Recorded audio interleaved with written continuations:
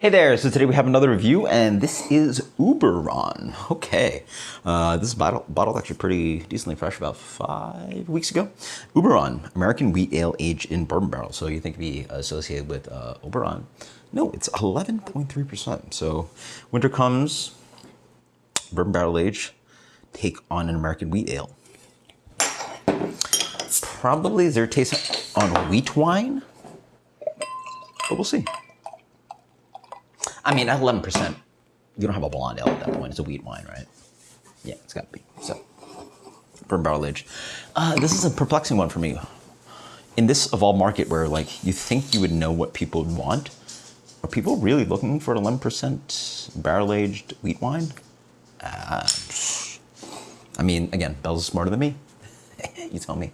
Beer comes in a nice kind of like medium deep gold color, nice off-white head, a little bit of like slight haze to this guy. Actually decently clear, but a little bit of chill haze maybe. Yeah, that's a wheat wine. I mean, I've had these before. So what is it? First initial note is that it's woody. It's got a lot of like, just like almost like cedar, but like just wood. It smells not quite like. Yeah, cedar. Cedars are very good tasting note for this one. It's mothballs and all that stuff. It's a very fragrant wood because the barrel character or the wood character is sort of not hidden by roasted malts or really complex or highly Maillard forward kind of barley wine malt notes. It's like it's boozy, perfumey. So it's like sweet. I mean, the impression of sweetness, sweet alcohol with this just like forward aromatic wood note. It sort of reminds me a little bit of also like an antique shop, just old wood. It's just woody, very woody. Yeah, that smells like a. I mean, it's surprising they use the word wheat wine, but it just smells exactly like that. High ABV, pale, nothing dark or roasty or even like crystal malt or Munich to it. It's just pale, bourbon barrel aged, high ABV beer. That's what it smells like. Yeah. So in 2021, we're doing bourbon barrel aged wheat wine. It's like this is the kind of style that like. I remember when Other Half first opened, that's one of the beers they had on. And very quickly, I think they realized that was not the kind of market they were selling to. Yeah, because I remember that little small tiny tap room that could fit like probably like 10 people tight. And one of the beers, wheat wine. And even back then, they very quickly evolved past that. And that was about like 6-7 years ago. Yeah, we're still making beer like this. I mean, it's fine. It's actually very drinkable for 11.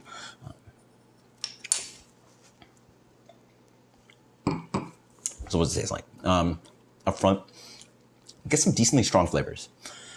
The malt is the big thing that you want to think about the balance of the beer, is that this beer doesn't have that kind of attack, again, of like something like a bourbon barrel age.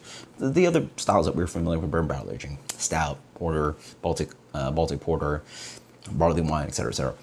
The malts are so light in this, you get like a really kind of like light, crusty bread character at best, and then you get the other strong flavors attacking. So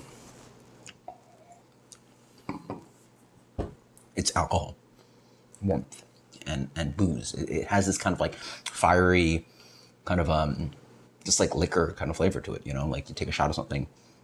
We're talking about 11% here instead of like 35, 40, 45, but it has that heat to it.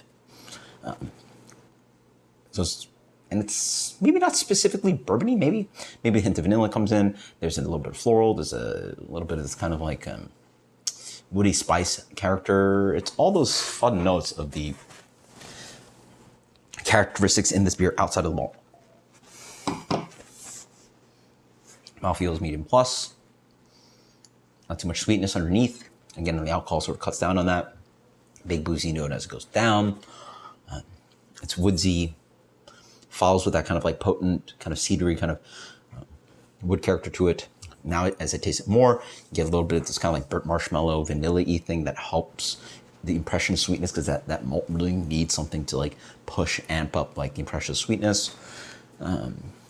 maybe some like floral hopping in here as well. But then again, those hopping notes would probably fade away. Bitterness is sitting at a good point where it helps play with complexity of the barrel and the wood.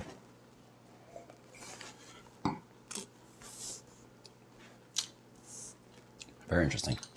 Yeah, and then the malt is just so like absent in the sense that the strong flavors are so powerful that this beer doesn't seem like it finishes very high in gravity, or at least in context to the barrel. Like it doesn't seem like there's a high amount of residual sweetness or high amount of mouthfeel or like, you know, silky quality characteristics to it. It is quite tacky in the sense that the barrel is really somewhat dominated the beer and the base malt. In here, just the grains in general, like.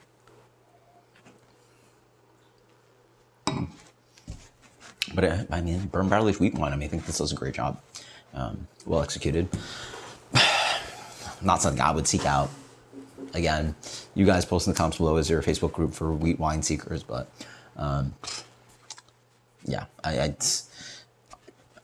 I find it hard. It doesn't hit the nail for, I think, the bourbon barrel aged people because they're looking for those other characteristics. I'm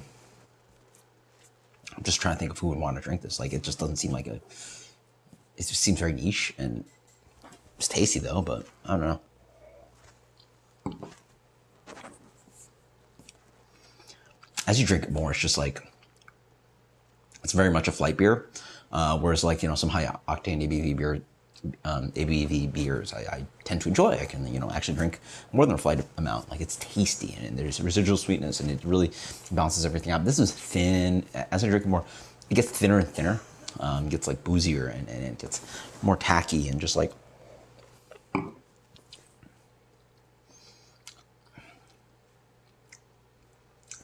as my palate gets a little bit more acclimated to the beer, it gets thinner and thinner and thinner. At first I was like maybe tasting some of the malts coming in, but it's just so overloaded by the 11% alcohol and ethanol in the beer or the other higher alcohols and the barrel. And it's just so, oof, like it's, ugh. It's getting thinner and thinner. It's like not really holding on in this beer. So, and honestly almost tastes like an aperitif or some kind of liqueur at 11%. Wow. You'd want a drinkability beer at 11%. Doesn't quite do it.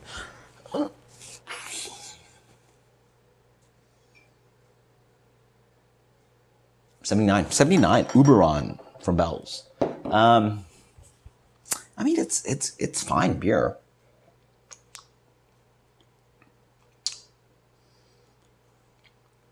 Better than that. Fine.